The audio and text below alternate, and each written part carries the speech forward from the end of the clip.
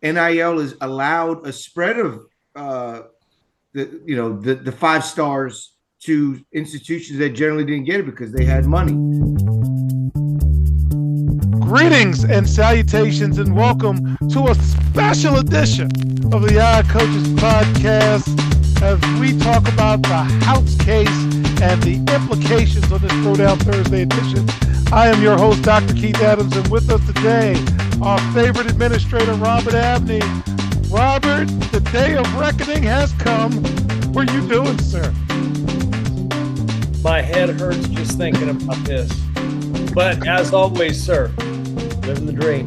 All right. Academic and athletic consultant for the CKA Save Project, and she did a great job yesterday, and we hope to have her as a regular panelist. Suzette Tom. Suzette, how are you doing? Oh, I'm alive and grateful and just swimming in the deep blue sea. All right. And former Find the Balance Friday guest, and now hopefully we can get him as a regular panelist, college basketball consultant for the CK Save Project, Nima Ovadar. Coach Nima, how you doing, man? And thank you. It is always good to see you, sir. My pleasure. If I was any better, I think it was a setup. Life is good. All right. So this entire episode is about breaking down the House case. So let's go ahead and get started. So what is the basis of this House case that everybody's been talking about? So the House versus NCAA lawsuit was filed by Grant House and Sedona Prince, two college athletes, against the NCAA and the Power Five conferences, Pac-12, Big Ten, Big 12, SEC, and ACC. Pac-12 is now the Pac-2, but hey, they were the Pac-12 in 2020, and this case was filed in California. So what they're seeking was back pay for Division I college athletes who was barred from earning name, image, and likeness compensation prior to the NCAA changing its policy in the summer of 2021, while also pursuing a cut of future broadcast revenue for athletes at power conference schools. So why is this significant? Not only does the settlement distribute roughly $2.8 billion in NIL back pay, but it establishes a framework for future athlete revenue sharing. The details still need to be sorted out, but here's how the breakdown goes. The NCAA will be responsible for about 40% of these payments. The Power Five, now Power Four, will be in charge for 24% of the payments, and everybody else will pay about 36% of the payments. So the players will finally get a cut of the billions of dollars coming into the NCAA, to the conferences and the individual schools.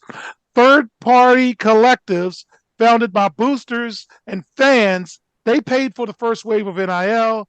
Now the money has to come directly from athletic departments. The NCAA for decades fought to preserve amateurism. Amateurism is now over. And while the House case ensures that the NCAA survives as an organization, it's greatly diminished because $1 billion is $1 billion. But as Bobby Z said to Prince in Purple Rain, we're still a group, right? So now we've got to talk about competitive balance. Power schools are going to have the money because schools like the Big Ten and schools in the SEC have a high cut of their own media rights. However, the Group of Five schools, the FCS schools, and everybody else, they don't. So now, with that being said and being set up, Robert, you're my administrator. What are your thoughts on this? Because we've covered this throughout in the 3 years of the show, and now it's here. What are you thinking? Well, we're going to have a lot of thoughts as we go along. So let me just try to stay in bounds with what you've already talked about. First of all, good on the players for finally getting their bag, right? Because we talk about that all the time. People should get their money when they get the opportunity, and the players are finally getting that opportunity. And you're not going to have to worry about, booster collectives and all the weird stuff that goes on with that. And that's a good thing. The Big Ten and the SEC, that they're going to be fine. They have tons of money. They're going to be good. The ACC and the Big 12, maybe not so much. After that, I don't know, man. But we'll get into it a little more here in a minute. But that's my initial thought. Suzette, again, former educator, former athletic director, this has come across your desk and they said, here's how we're going to do business moving forward. What say you? To Robert's point, the players end up being the winners. It evens the playing field. It balances the power between the haves and have-nots. It takes a lot of the guesswork out of the budgeting and where the money's going to go. I question where the money's going to come from at the collegiate level. You know, is tuition going to go up? Is it less scholarships? Yes, these third parties are going to insert themselves. So does that allow them to have a little bit more say on who's on the team and who's not? All right. And Coach Nima, you've lived this the last 20 years from the start of all of this to now. What are your thoughts, sir? Well, I love it as a competitor, and let's make no bones about it. I navigate the space with the thought process of how am I going to help impact my program to win and get my players paid. I think, Suzette, you're spot on. There are going to be new folks entering the chat, if you will, trying to influence with dollars that don't always make sense. But the competitive balance is going to be in flux over the last handful of years. NIL has allowed a spread of the 5 stars to institutions that generally didn't get it because they had money. Now, when you go to this revenue share model, you go back to the schools that had the most revenue. Do they have the most success? But Robert, to kind of touch on a point that you made, collectives, I think, will still be very heavily involved and important. It's still a gray area right now as everything's being sorted out with this case. And that's going to be the piece where someone like myself who's competitive is going to step in and say, let's figure out how we can navigate in this gray area and help our teams win. All right. So in segment 2, we're going to talk about how basketball plays a role in this. So football may be the big bad booty daddy, but basketball will still be a part of this piece. We'll talk about it more when we get back on the iCoaches podcast. The CKA SAVE Project is an industry leader in advocating for student-athlete, academic, and athletic needs. Through academic and athletic enrichment, the CKA SAVE Project is on the forefront of the issues facing 21st century student-athletes. As student-athletes continue to struggle to find a better balance between academic and athletic success, the CKA SAVE Project offers academic and athletic services to support student-athlete academic success, including academic skills assessment, academic and athletic consulting, academic monitoring, academic and athletic workshops. For more information or to schedule a free consultation, contact Dr. Keith Adams by email at cka@ckasaveproject.org. Welcome back to the Odd Coaches podcast. And in segment 2, we're going to talk about how basketball saved the NCAA's butt. I often say football destroyed basketball and doesn't care, but it was basketball who saved the NCAA. So let's talk how this House case affects March Madness. While a large portion of the House settlement is falling on the other 27 Division I conferences rather than the Power Four, the silver lining is the preservation of the NCAA tournament. The settlement essentially makes the power leagues benevolent to the NCAA for at least the next 10 years. So if they tried to make a full-out breakaway, that piece wouldn't work for them. So whether the big dance will expand or not, that's another question, probably. But at least you know those payments are coming in to help. However, with non-revenue sports, that's going to be problematic because athletic departments have tough decisions to make. If your budget is a certain amount of money, then that's the amount of money you have for the budget. And if you've got a lot of bloated athletic positions, middle management positions paying six figures, that's going to be a problem. If you're trying to build all of these facilities that players don't care about because they want to get money, you have one donor base and you got multiple needs from that donor base. So let's see your thoughts now, starting with Suzette. What about these non-revenue sports? How are you looking at this when you got one pot of money that 20 million is getting out of before we even get started?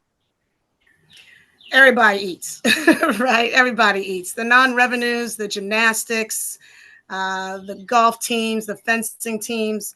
We still want to have equity. I think that's always important across the board. The transfer portal, I think, will take care of a lot of that because it will generate a lot of interest, a lot of movement. There's going to be some hard decisions that need to be made, some courageous conversations. But at the end of the day, it's all about the kids. It's all about the academics, and greater minds will prevail. Robert, what say you, sir? Well, given that the NCAA tournament is going to be how a lot of these schools are going to be looking to fund what they're doing, it's not a matter of if the tournament will expand. It's a matter of how big it's going to be. I mean, it wouldn't. We're going to be at 96 schools here in no time. I don't see how we get away from that. And you know, I can see this being really detrimental to non-revenue sports because, I mean, how are these schools in the non-Power Four conferences, how are they going to pay for those programs? How are they going to fund? I mean, just to throw stuff out there, you know, wrestling. How are you going to justify wrestling? How are you going to fund women's lacrosse? How are you going to fund? I mean, for some of these schools, how are you going to fund baseball?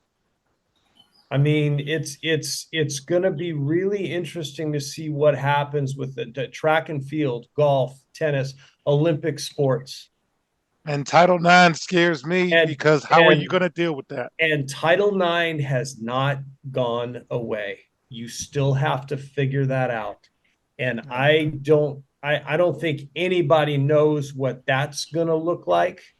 I can see athletic departments, you know, really, you know, trimming down extraneous. Trev Alberts already did it.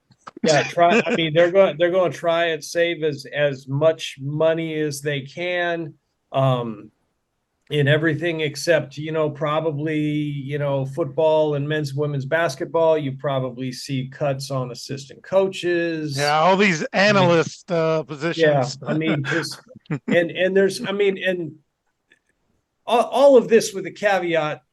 You know, we're just a bunch of guys on a podcast. I mean, you know, we don't know anything. You don't know anything. But it's gonna be really did they think about all that stuff? You don't know. You don't know, and you won't know until you see what comes out of this settlement. All right. Nema, what are you thinking about this, man? Yeah, Rob, I think you're right. We don't know, but when you look at the history of how the NCAA is operated, there's tea leaves of clues, whether it be, you know, with the whispers of realignment going back to, you know, I was at the University of Maryland, they moved to the Big Ten. It was a big shock to everybody. Well, we now see it bright neon lights of the why. And now the leadership in Maryland looks pretty smart in terms of the discrepancy in the media deals and the dollars. When you talk about expansion, NCAA tournament is expanded consistently year by year by year. And when they start whispering, hey, this might happen, that's just, you know, a litmus test to find out the public's reaction. It's happening. Take it to the bank. And same with like you said, the differences in staffs and budgets are gonna be seismic. Texas A&M had a major buyout with Jimbo Fisher. Next thing you know, they financed it very cleverly, by the way. That's going to be another thing that a lot of schools do so that they can get rid of coaches because of the pressure that comes about of it. But yeah, there's going to be a lot of staff positions that will get cut. And those analyst positions that you mentioned, Keith, you used to hire that to get a player. Now you just go buy the player through NIL. So we don't need that spot anymore. And so this is going to be something that's going to be purged throughout the next 4 to 5 years to balance everything out. And I think it's going to be interesting. But I, for one, welcome the expansion of the NCAA tournament. That is going to finance a lot of these changes. And I think when we talk about cutting sports to balance budgets and as it pertains to NIL, men's non-revenue sports are going to get cut. That's going to happen, and that's going to happen, I think, rather quickly. And those sports are going to have to go to a club model or the Division III type of model. And hey, if you want to participate, you got to pay. But there's no other way around that. Well, and so I'm curious, and let me ask you all this. I think some people that are actually going to benefit from this is I can see D2, D3, NAIA. I can see those programs actually benefiting from this just because, this, if I'm understanding all of this correctly, doesn't affect those schools a whole lot. And Nima, I'll let you take that one. Some of those programs may actually see some benefit in terms of, the non-revenue sports getting cut at the D1 level. If they keep them at D2, D3, there'll be opportunities there. It wouldn't even surprise me, and maybe Nima, more about this, but like schools that have just recently gone up to Division I, like Texas A&M Commerce for one, maybe they say, can we go back because this was a bad choice? I wonder about that kind of stuff as well. With the economic model of buying games and guaranteed games and those dollars that are available, Texas A&M Commerce is a great program and they win, but like Texas or Texas A&M looks at them and says, ooh, free win. Here's 90 grand. Show up and take this L. That I don't think that's going to leave. And therefore, I think their administrators are going to still want that check. There's still a lot of departments and universities that are funded by those games. And so you're not going to want to lose that. So there are institutions that I know of that I've worked at, Division I schools that have participation in a club model or in a non-scholarship model, and they operate just fine. Everyone will figure it out. I don't think that it's going to create this major opportunity kind of going backwards in terms of Division II and Division III scooping up players, because inherently all of us in this athletic space that aren't the athletes anymore, we are all competitive. We're going to find a path. And so if they got to fundraise, if they've got to execute additional business to generate the revenue to get on a bus to go play a game, they'll do it and they'll manage it. And so we'll just have to see how it evolves. And every 356 Division I institutions, 356 different paths that are going to be chosen. No one has got the blueprint that is the definite right answer. It's what's right for you guys. And so that I think is going to be really fascinating. And there'll be a lot of copycatting, undoubtedly, because there's a lot of apathy and laziness within figuring things out along the way. But, I think there's even better opportunity for the teams that are in Division I that see others kind of go down, for them to go up and create themselves into a revenue stream. I'll just use one institution as an example. South Carolina women's basketball Dawn Staley shows up and she made that a mega revenue generating team. Well, you win, people want to watch. So who's going to do that in men's baseball? Who's going to do that in wrestling like Penn State, Iowa, and Oklahoma State do? You start winning, people will show up. The winners will figure it out. All right, so fans, when we get back in segment 3, we're going to talk about the lawyers and we're going to talk about the fans, and we're going to give our panelists an opportunity to share their final thoughts. We'll be right back on the Odd Coaches Podcast. The reviews are in for Dr. Keith Adams' book, Finding the Balance, My Personal Journey to Academic and Athletic Success. College professor and student athlete academic expert Dr. Lisa Rubin said, "There is nothing out there like this book, so I do hope people will pay attention and give it a read." Former George Mason standout Fowler Campbell said, "Consider this book an opportunity to work directly with Dr. Adams, just like I did. I assure you that there will be something you can take away that will be useful to you throughout your personal journey." Ryan Waite, a recent college graduate who is a software engineer, said, "I like how the book is based on research, which makes it good for general students as well as student athletes." The book serves as both a memoir to Dr. Adams' 30-year academic and athletic career, as well as an instructional guide to assist student athletes, parents, coaches, teachers, and administrators navigate through the challenges of finding a better balance between academic and athletic success. The book includes over 15 personal stories and anecdotes from Dr. Adams, along with numerous former players and colleagues from a variety of sports and endeavors. You can order your copy at www.ckasaveproject.org. From the main page, simply click CKA Save Project Services and order the Find the Balance book. For more information, contact Dr. Keith Adams by email at cka@ckasaveproject.org. Welcome back to the Odd Coaches Podcast, and in segment 3, got to start with the lawyers because this ain't over. So billable hours, just like the internet, remains undefeated, and there's a gravy train out there for the attorneys to keep filing motion. There's a lot of legal work ahead, and the House case is just one case. And again, we can't forget Title IX. Let's talk about the fans and the boosters. Athletic departments are still going to need the boosters to make big money contributions. And now that all of this is coming out of the athletic budget, what are we going to do with the fans? Are we going to price the fans out because we need the regular fans to fill up the arenas? We talk a lot about booster fatigue in the business. There's only but so much you can ask me for because I need to make money to give you money. So there's a lot of pressure. And then the big question, do you build things? Or do you pay for players?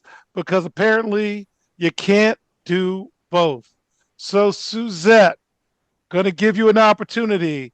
We've talked about a lot of this.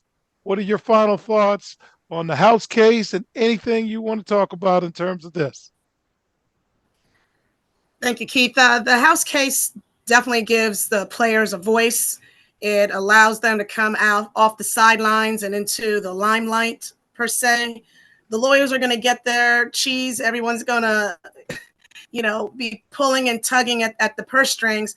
But at the end of the day, it comes down to the fans. It comes down to those parents who schlep their kids up and down I-95 and all those camps and clinics to be able to play.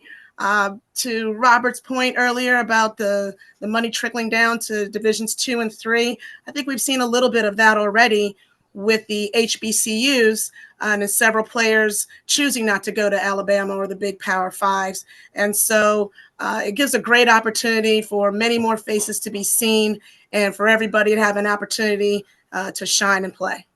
All right, Robert, final thoughts, sir, because it's been a lot. Well, and the lawyers, the lawyers are going to get richer than the players, which is unfortunate because that's where the money should be, is with the players. I'm interested in seeing what happens with athletic departments in terms of finding ways to fund facilities, because a lot of that is booster based. And yes, schools have lots of ways to go to state legislatures and do all these different things to try to fund facilities, but especially at the again, the non-Power 4, what is that going to look like for those schools? What are facility improvements going to look like if you're not able to get state legislatures or local entities to help fund that? I think that's something that we haven't even talked about. And, that there's just a lot. There's a lot. And it's going to be really interesting to see what shakes out. Okay. Coach Nima, your final thoughts, sir. If it wasn't for the lawyers, the kids would be locked out. So thank you to the lawyers that figured it out and got through all the minutia to get us to this point. I would add a tale of caution to everyone that scrolls through Twitter like I do almost 24/7, and there's a misinformation that gets parsed out from, hey, the house settlement, here's what it is, and then you take a little blurb and it goes a different tangent to what's really being meant. Take time to read what is actually coming out from the courts. It's so important so that you don't take a misstep. I follow Winter Sports Law. Mitt Winter is a former student athlete that exclusively talks about NIL. But I have two former student athletes that created the Running Man, and they were not able to benefit during that time on what was the most Googled thing in 2016. Well, I'm pushing them to find lawyers and go after their opportunity, because they went on the Ellen show and they got a pair of underwear while some other folks got $10,000 checks. Go back and get that money, because the NCAA, wrongly withheld that from you. But the answer to so many of these questions to me comes back to just being creative. Facilities are still going to be important, but how can you finance them? Can you take advantage of pre-existing government programs? I'm pushing a solar energy panel project right now to build a building that the government kickback is going to help finance, a third of this building. That's huge. We have to find those solutions. That's just so important to every single team, because our space is not going to go away. Athletics is not going to be drastically harmed by this. It's just going to be drastically different. Okay. So fans, my final thoughts. College and universities will need to generate more revenue while controlling costs. Where do the cuts come from?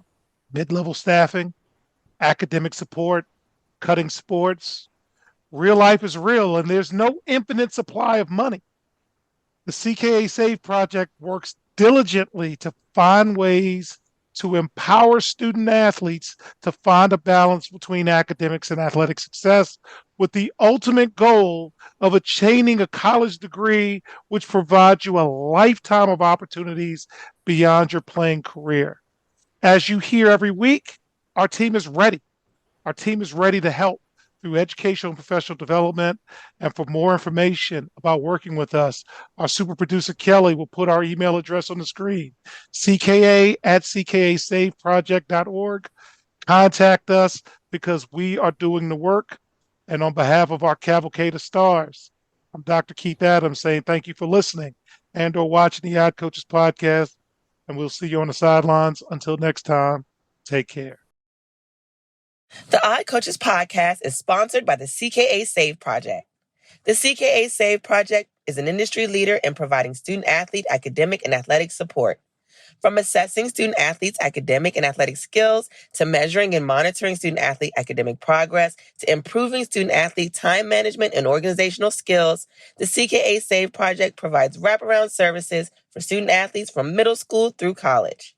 For more information, visit us on the web at www.ckasaveproject.org or schedule a free consultation with Dr. Keith Adams by emailing cka@ckasaveproject.org.